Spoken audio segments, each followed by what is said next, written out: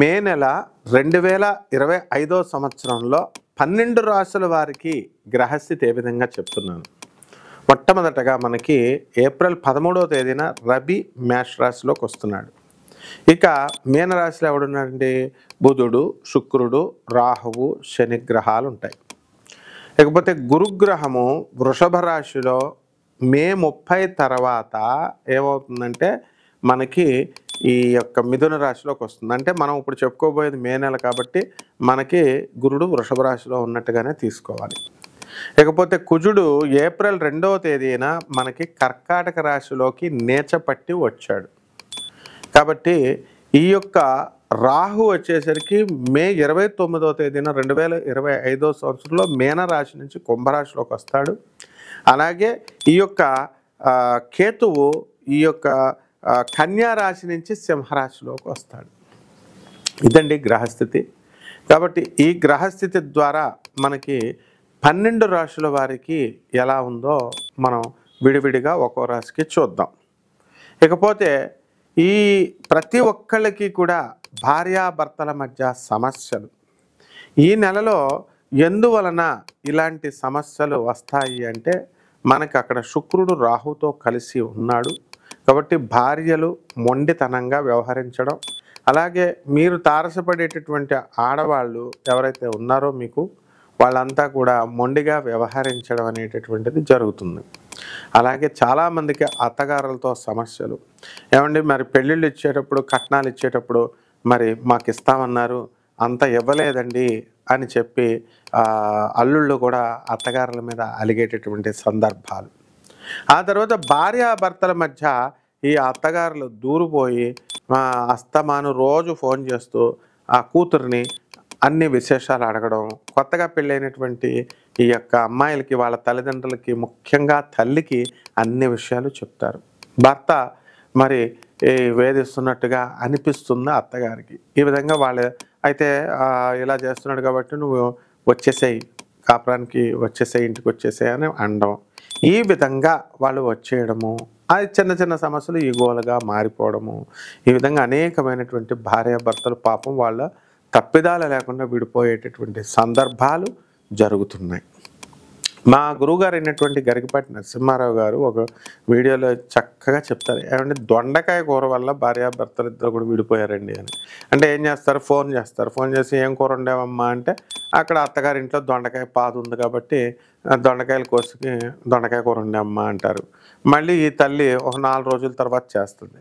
ఆ తర్వాత ఈ దొండకాయ తర్వాత వంకాయ కూర, బెండకాయ కూర, ఇవన్నీ తోటకూర కూర అయిపోయింది. మళ్ళీ 4వ రోజు ఫోన్ చేసేసరికి మళ్ళీ దొండకాయ రొటేషన్లో వీళ్ళు కోస్తారు. కోస్తే మళ్ళీ తల్లి అడుగుద్ది ఏం కూర వండావమ్మంటే దొండకాయ, మొన్నే కదా దొండకాయ వండావు మళ్ళీ ఏంటి అని వీళ్ళు అడగడం. ఇలా రకాలుగా మళ్ళీ ఇంకో రొటేషన్లో ఇంకొక 5 రోజులు పోయి దొండకాయ రావడం వీళ్ళ కర్మకాలి. ఈ విధంగా ఏంటి అస్మాన్ దొండకాయలో పెడుతున్నాడు, మా అమ్మాయిని సరిగ్గా చూడట్లేదని చెప్పేసి మరి వచ్చేసాయి సూట్ కేసు పెట్టుకుని వెళ్ళిపోవడం అమ్మాయి. ఈ విధంగా కాపురాలు వెళ్ళిపోతున్నాయని ఎంతో చక్కగా చలోక్తిగా చెప్తారు గురువుగారు. ఆయన సరదాగా చెప్పినప్పటికీ ఇది వాస్తవంగా ఇంచుమించు ఈ సమస్యలన్నీ కూడా భార్యాభర్తల మధ్య సమస్యలన్నీ కూడా ఇలాగే ప్రారంభం అవుతాయి అన్నమాట. కాబట్టి దీని అంతటికీ కారణం ఏంటంటే అండి కుజుడు వీక్ అవ్వడం. ఆ వీక్ అయ్యేటటువంటి కుజుడు ఇప్పుడు అయ్యాడనమాట. మొన్నటిదాకా కూడా కుజ స్తంభన జరిగింది. మిథున రాశిలో ఉన్నటువంటి కుజుడు మీకు చాలా ఉత్తమ ఫలితాలను మీకు ఇవ్వలేదు. అలాగే ఏప్రిల్ 2 తర్వాత ఈ యొక్క కుజుడు నీచపట్టి కర్కాటక రాశిలోకి రావడం అనేటటువంటిది జరిగింది. కాబట్టి ఇక్కడ కర్కాటక రాశిలో కుజుడు నీచపట్టాడు కాబట్టి మనకి భార్యాభర్తల మధ్య సమస్యలు అనేటటువంటివి బాగా పెరిగిపోతాయి అన్నమాట. కాబట్టి ఎవరైతే ఇట్లాగా ఈగోలు ఇట్లాంటివి అన్నీ ఉన్నాయో అటువంటివన్నీ కూడా వీళ్ళు తగ్గించుకొని వీళ్ళు జాగ్రత్తగా కాంప్రమైజ్ అయ్యి ముందుకు వెళితే ఇటువంటి సమస్యలు అనేటటువంటివి ఉండవు. ఇకపోతే ఈ నెలలో కోర్టు సమస్యలు కూడా మనకి అధికంగా అవడానికి ఎక్కువ అవకాశాలు ఉంటాయి.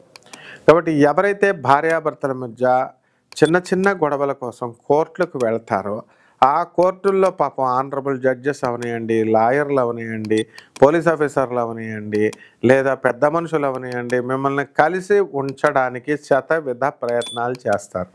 ఎవరు కూడా విడగొట్టాలని చూడరు. ఇది మీకు బుధుడు చేసేటటువంటి సహాయం. అయితే మీరు ఆ సహాయాన్ని రిసీవ్ చేసుకోరు అని క్లియర్గా మనకి బుధగ్రహం సూచిస్తుంది. ఆ బుధుడు మీనరాశిలో ఉన్నప్పుడు మీకు కమ్యూనికేషన్ స్కిల్స్ తగ్గిపోవడం కానీ, లేదా అవతల వాళ్ళు చెప్పేటటువంటిది మిస్కమ్యూనికేట్ అవుతుంది. ఏంటి వీళ్ళు ఏదో చెప్తున్నారు, వాళ్ళు పాపం మంచి ఉద్దేశంతో మీకు ప్రజలందరూ కూడా మీకు నీ కాపురం చేసుకోమ్మా అని చెబితే వీళ్ళు ఏం చేస్తారంటే వీళ్ళు రివర్స్ గేర్లో వీళ్ళు ఆలోచించుకోవడం అనేటటువంటిది జరుగుతాయి. ఇకపోతే ఇప్పుడున్నటువంటి ఈ ఆధునిక ప్రపంచంలో మనం కనుక తీసుకున్నట్లయితే ఇప్పుడు సాఫ్ట్వేర్ ఉద్యోగాలు ఇవన్నీ కూడా ఈ రేడియేషన్స్ ఎక్కువగా ఉన్నటువంటి వస్తువులు, కంప్యూటర్స్, ఇలా ఫోన్లు, ప్రతి ఒక్కళ్ళు కూడా ఒక్కొక్క ఫోన్ తీసుకోవడం, ఇలా చేసుకోవడం ద్వారా ఈ రేడియేషన్స్ ద్వారా మనకి మీ బాడీలో ఉన్నటువంటి ఈ గ్రంథులన్నీ కూడా కుంచుకుపోవడం, సంకోచించడం, కాంట్రాక్ట్ అవ్వడము. సో తద్వారా మీకు ఎరెక్టైల్ డిస్ఫంక్షన్ అనేటటువంటి ప్రాబ్లమ్లు రావడం, లైంగికంగా పటుత్వం తగ్గిపోవడం, ఈ విధంగా భార్యాభర్తల మధ్య లైంగిక సంతృప్తి లేకపోవడం, అనేక రకమైనటువంటి సమస్యలు ఈ యొక్క నెలలో వస్తూ ఉంటాయి. కాబట్టి ఇవన్నీ కూడా మనము ఈ శుక్రుడు రాహువుతో కలిసినప్పుడు, కుజుడు కర్కాటక రాశిలో ఉన్నప్పుడు ఇలా జరగడానికి అవకాశాలు ఉంటాయి. కాబట్టి ఇవన్నీ కూడా ఒక్కొక్క రాశి వారికి భార్యాభర్తల మధ్య ప్రాబ్లమ్స్ని మనం ఎలా సాల్వ్ చేసుకోవాలో పరిష్కారాలు చెబుతూ విడివిడిగా ఈ యొక్క రాశి ఫలాలను ఒక్కొక్క రాశికి మనం చూద్దాం. వృషభ రాశి.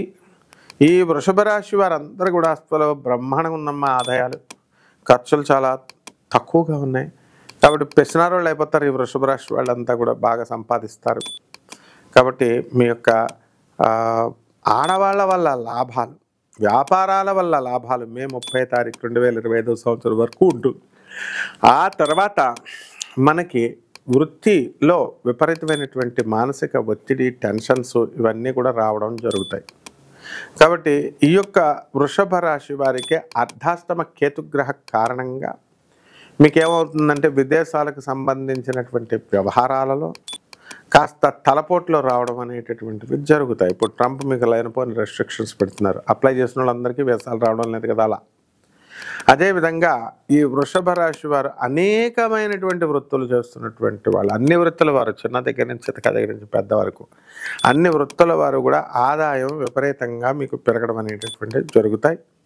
మరి ప్రైవేటు యాజమాన్యాలకి వీళ్ళందరూ కూడా గుర్తించి వీళ్ళని చక్కగా పైకి తీసుకురావడం అనేటటువంటి జీతభత్యాలు పెరిగి ఉద్యోగస్తులందరినీ కూడా ప్రోత్సహించడం జరుగుతుంది. అయితే వృషభ రాశి వాళ్ళు జాగ్రత్తగా ఉండాల్సినటువంటి విషయం ఏమిటంటే వీళ్ళు ఈ నెలలో ఒక స్త్రీతో వీళ్ళకి విరోధం అనేటటువంటిది కలుగుతుంది. ఆమె వల్ల కాస్త ఇబ్బంది అనేటటువంటిది జరగడానికి అవకాశాలు ఉంటాయి. ఇక పరిపూర్ణమైనటువంటి మీ వ్యక్తిగత జాతకాల కోసం మమ్మల్ని సంప్రదించవచ్చు. మేము ఫ్రీగా నాన్ కమర్షియల్ బేసిస్తో మీకు చెప్పడం అనేటటువంటివి జరుగుతుంది. పరిహారాలు చేసుకోవాల్సినటువంటి అవసరం ఉంది. ఈ యొక్క రాశి వారందరూ కూడా మనకి ఒక రావి చెట్టును తీసుకోండి. ఆ రావి చెట్టుకు చక్కగా మీరు రోజు నీళ్లు పోస్తూ ప్రతిరోజు 21 సార్లు ప్రదక్షిణ చేయండి. శనివారం నాడు మాత్రము విశేషించి ఆ రోజు 108 ప్రదక్షిణాలు చేయాలి. ఉదయం చేస్తారా, మధ్యాహ్నం చేస్తారా, సాయంత్రం చేస్తారా, మీ ఇష్టం. అదేవిధంగా ఇది దేవతా వృక్షము, అశ్వత్థ వృక్షం అని దీన్ని అంటాము. దీని యొక్క ప్రభావం వలన, దీని మొదట్లో నీళ్లు పోయడం వలన శనీశ్వరుడి యొక్క దోషాలు అనేటటువంటి తొలగిపోవడం జరుగుతుంది.